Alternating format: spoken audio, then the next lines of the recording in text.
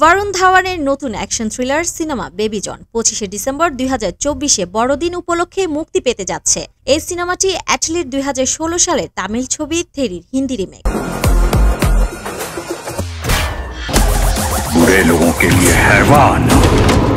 যেখানে ভারুণ ধাওয়ান প্রধান চরিত্রে অভিনয় করেছেন। সিনেমায় কীর্তি সুরেশ, ভামিকা গাব্বি এবং জ্যাকি শ্রফ গুরুত্বপূর্ণ ভূমিকা রয়েছে।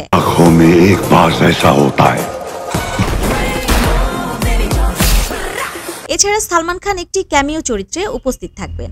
বেবি জন সিনেমার গল্প একটি বাবা মেয়ের আবেগঘন সম্পর্ক এবং তাদের জীবনের সংগ্রামকে কেন্দ্র করে আবর্তিত হয়েছে। সিনেমায় বরুণ ধাওয়ানকে দুই ধরনের ব্যক্তিত্বে দেখা যাবে, যা তার অভিনয়ে নতুন মাত্রা যোগ করেছে।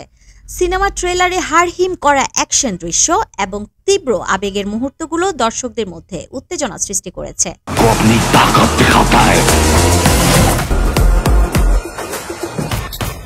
সিনেমাটি অ্যাটলির প্রযোজনায় নির্মিত হয়েছে এবং পরিচালনা করেছেন কালিশ। সঙ্গীত পরিচালনা করেছেন থামান এস এবং সিনেমাটোগ্রাফি করেছেন কিরণ কৌশিক। বেবি জন সিনেমাটি জিও স্টুডিও, সিনে one studio, VPN Agnihotri films এবং এ ফর অ্যাপল প্রোডাকশনস এর ব্যানারে প্রযোজিত হয়েছে।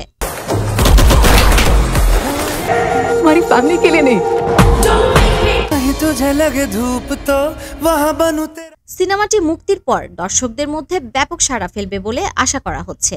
বিশেষ করে ভারুণ ধাওয়ানের ভক্তদের জন্য এটি বড়দিনের বিশেষ উপহার হতে চলেছে। সুপারস্টার সালমান খান ভারুণ ধাওয়ানের আসন্ন ছবি বেবি জনে একটি ছোট্ট চরিত্রে অভিনয় করতে চলেছেন। দিল্লিতে একটি সাম্প্রতিক সংবাদ সম্মেলনের সময় ভারুণ মুভিতে সালমানের ভূমিকা সম্পর্কে অন্তর্দৃষ্টি ভাগ করেছেন। ক্যালিস দ্বারা পরিচালিত বেবি জন 2024 সালের ক্রিসমাসে এটি থিয়েটারে মুক্তি পাওয়ার কথা রয়েছে।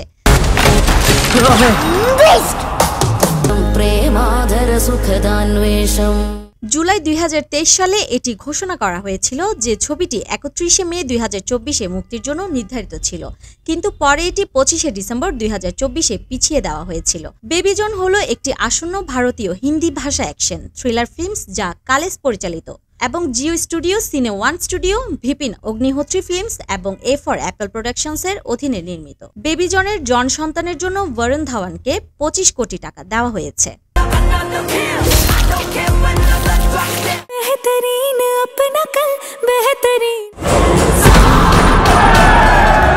সাফা মারোয়া, দ্য ড্রামা লাভার।